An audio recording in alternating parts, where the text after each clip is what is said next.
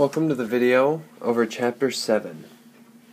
This video will cover the math that we need to do in Chapter 7, as well as the important concepts about electrons and light that's also going to be in this chapter. And so, Chapter 7 is about light and electrons. And so light and electrons are very similar in their behaviors and their natures. Light, as well as electrons, have two natures. This nature is a wave. So we'll discuss waves and how we can characterize waves. The second way is as a particle. So we're usually familiar with electrons as nature number 2 as particles, as well as and light as nature number 1 as a wave, light waves. And so what we're going to do first, before we do anything else in this chapter and look at particle form of light, we're going to look at the wave form. So there's two ways, or two things, that we can characterize waves by. One, so let's see, we have a line there. One way that we can characterize waves by is their amplitude. So amplitude is just the height of a crest, from this midpoint to the top to the crest, or from the midpoint to what's known as a trough. So crest and then trough. So the amplitude is the same for both a crest and a trough. How else we can also describe these waves is known as a wavelength. So let's do this in a different color. So let's say we take the top of this crest and the top of this crest, and the length between those two crests is known as the wavelength. The way we write wavelength is with this little Greek character here. What we'll see when we talk about the spectrum that light can take, we'll see that the wavelength as well as the amplitude, and we'll talk about one more way that we can describe waves in the next slide, but this gives light its power. And this leads to the energy of the light. And so we said already there are specific ways to describe light. One was by amplitude, 2 by wavelength, and then we get this third one. This third one is denoted by this fancy looking V here, and that's frequency. And so what frequency is, let's look at our wave here.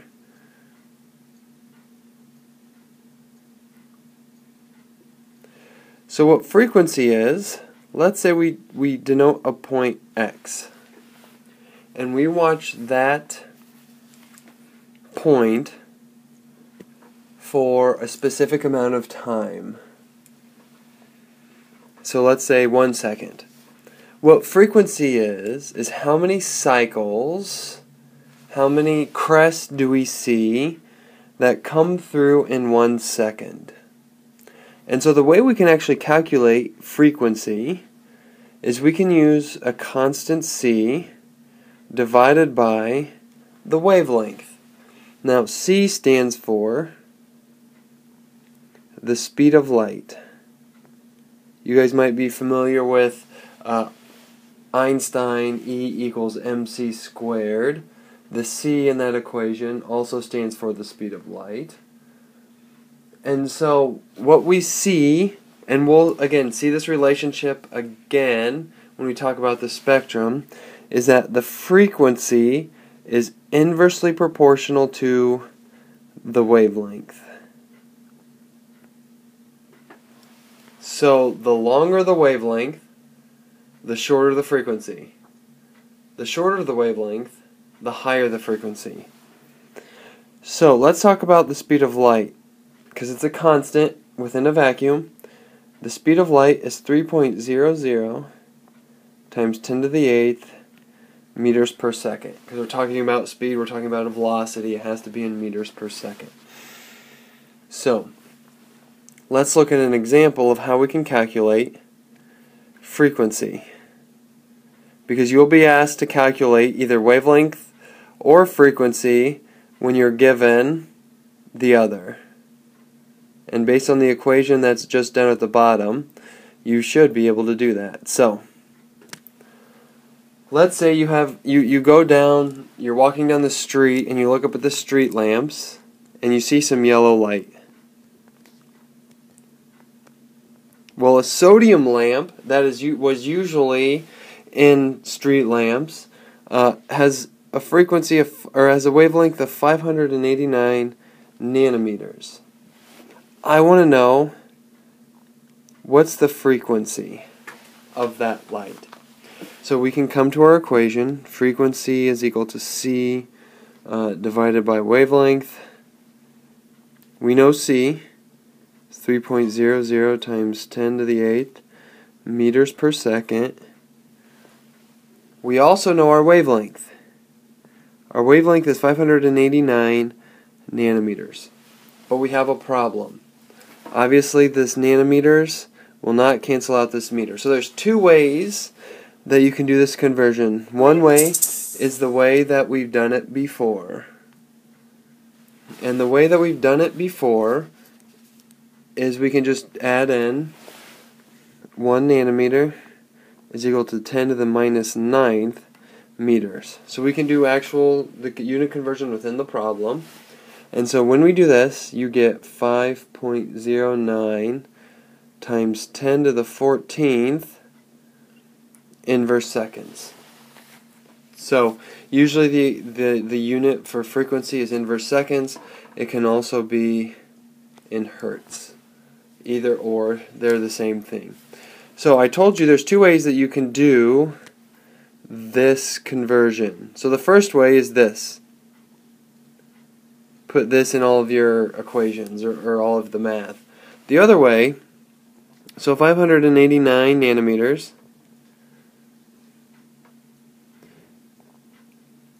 so for every 1 nanometer there's 10 to the minus 9th meters. This will always equal 5.89 times 10 to the negative 7th meters. 10 to the negative 7th. So, if you see a wavelength that's 3 digits long, it will always be 5 or whatever it is, the first number, point, the last two, times 10 to the negative 7th.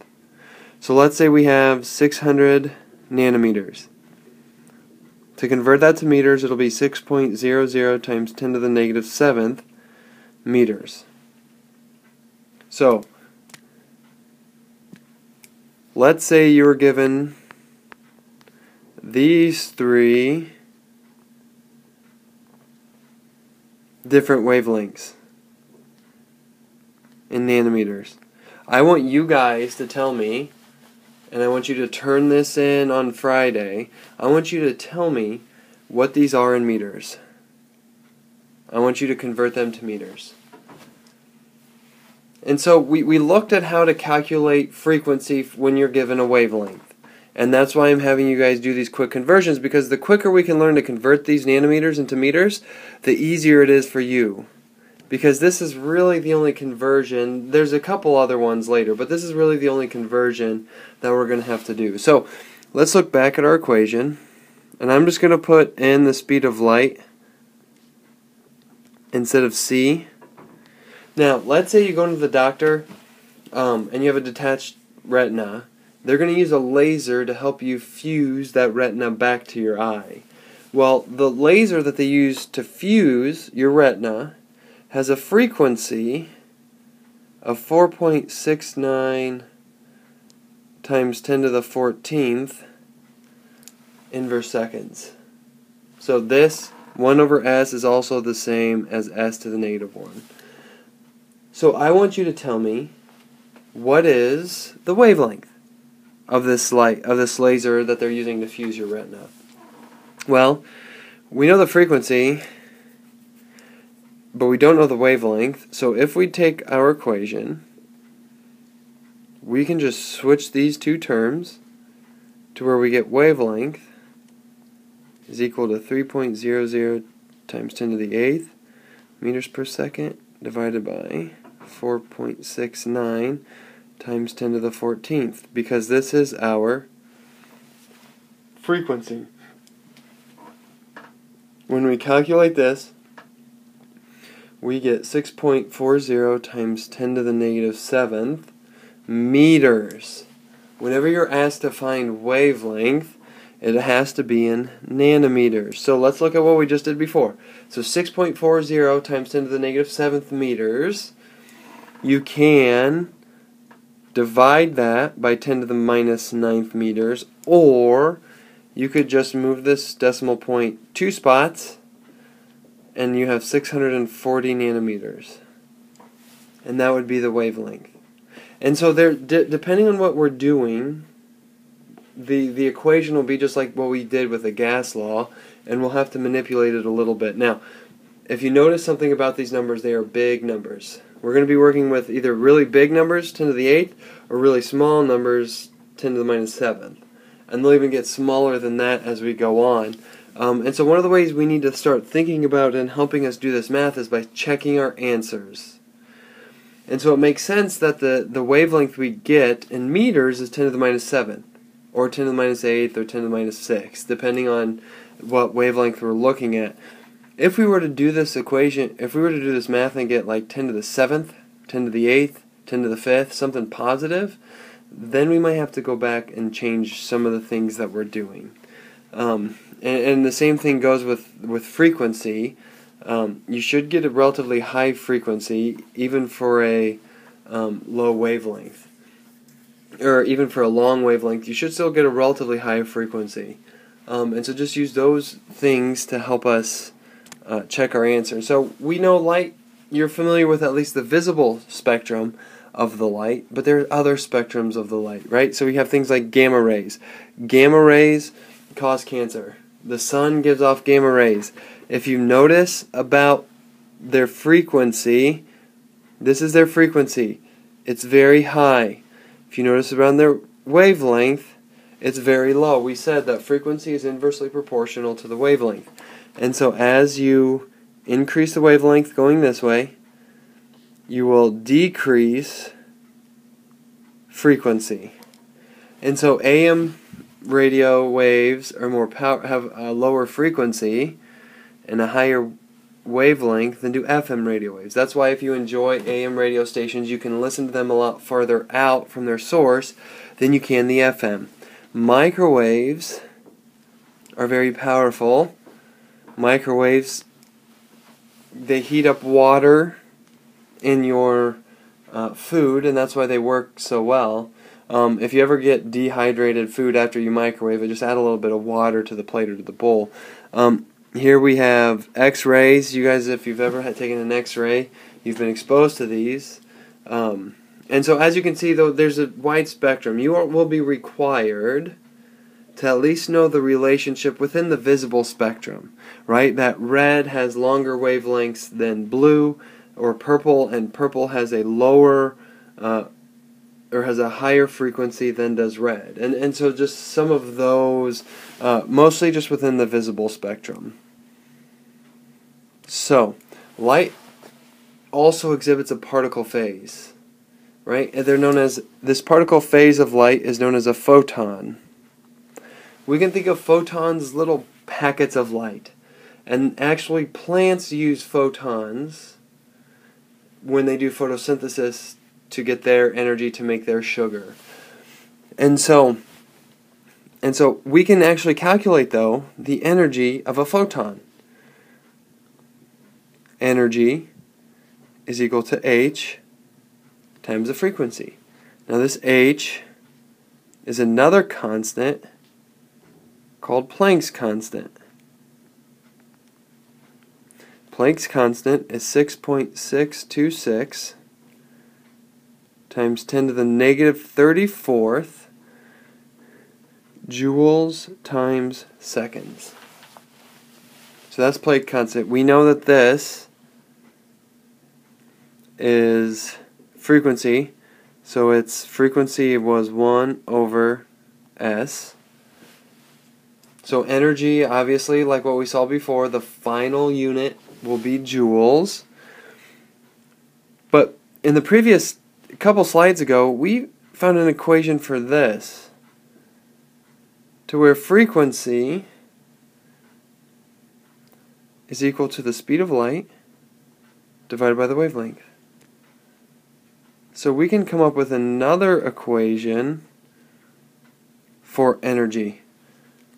So let's go and plug that in. So if you were given frequency, you can calculate the energy of a photon.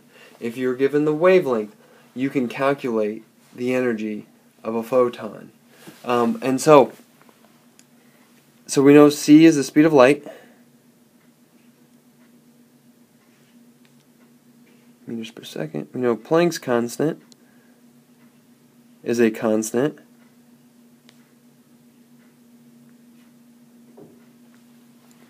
And again, we know the wavelength would be in meters. So this term right up here is a constant. It never changes. And so when we start doing these equations, if you start using wavelengths to calculate energies of photons, you'll just naturally say, okay, well I know what h times c is, and so I'll go ahead and just kind of memorize that so I don't have to put it in the calculator. So let's look at a problem on how to use a wavelength to calculate the energy of a photon. And not only just the energy of one photon, how many photons are in a sample. So let's say we have a laser, and this is number 43 in the back of chapter 7. So let's say you have a laser, and the laser emits a beam at 532 nanometers. But we know this laser to having 3.85 millijoules of energy. And the question is, how many photons is this laser emitting? This is a very common question. Now I know what's going to end up happening. So we're going to look at this equation. Since we're given a wavelength, it'll be that equation, right? Energy is equal to Planck's constant times the speed of light divided by the wavelength. But what's going to trip some people up, and is very understandable, is this right here.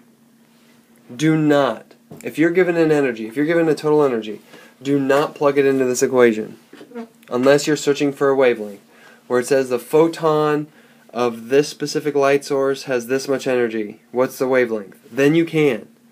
Here, we just know this laser has a total amount of energy. So before we can do anything, before we can calculate what we want to calculate, which is the number of photons, we have to calculate the energy of just one photon. And that's the energy that we're going to be calculating here. And so, like we said before, we know Planck's constant. We know the speed of light.